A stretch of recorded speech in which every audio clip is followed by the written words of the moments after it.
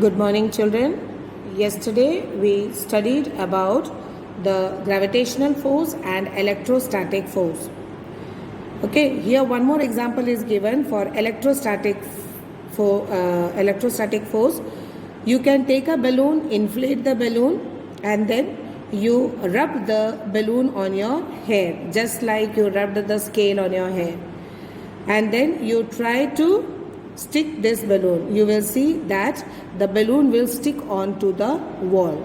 Why it is so? It is because of the electrostatic force. As I told you yesterday, when you rub this balloon on your hair, it gets charged, positive and negative charge. So it will get attracted to the wall. The next type of non-contact force is the magnetic force. You all have seen a magnet, children. You all know magnet attracts iron nails, safety pins, keys and other objects which are made of iron, steel and cobalt. So you can see it attracts from a distance. So what kind of force is it? It is a magnetic force, non-contact force. It can attract from distance. Okay? Then you all know that magnet can attract from a distance. So this is a non-contact force. Magnets cause a force in the area around them. Wherever you have kept a magnet, it will cause a force, and the area of force around the magnet is called as the magnetic field. Okay.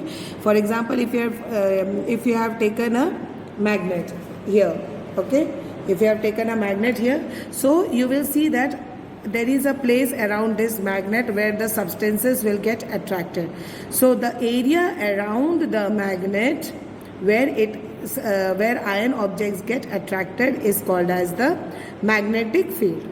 So children, we cannot see this magnetic field, okay, but we can see that what this magnetic field can do. Whatever comes, iron, cobalt or nickel, if it comes inside this magnetic field, it will get attracted.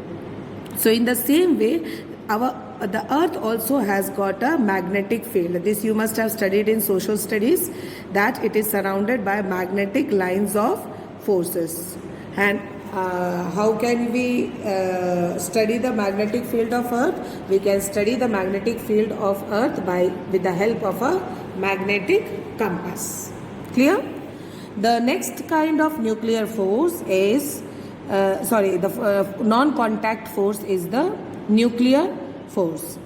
So nuclear force acts among small particles in the central part of an atom, which is called the nucleus. I had already explained this. If there is a nucleus, every atom, okay, has got a nucleus, okay, and in the nucleus it contains protons and neutrons, okay.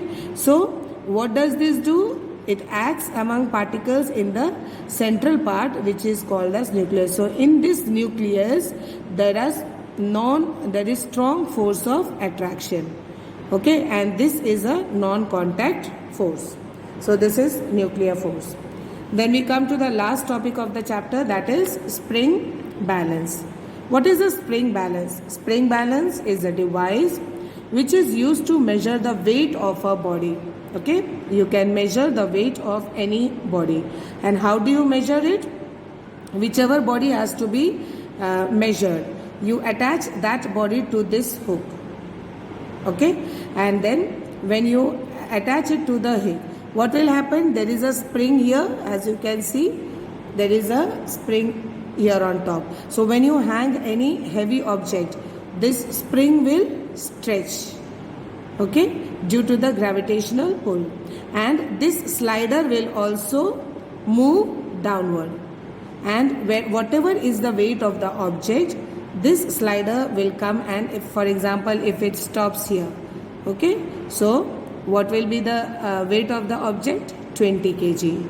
If this hook stops here at 35, it will be 35 kg. So why do we use a spring balance? Spring balance is used to measure the weight of any body, okay, or you can say any object.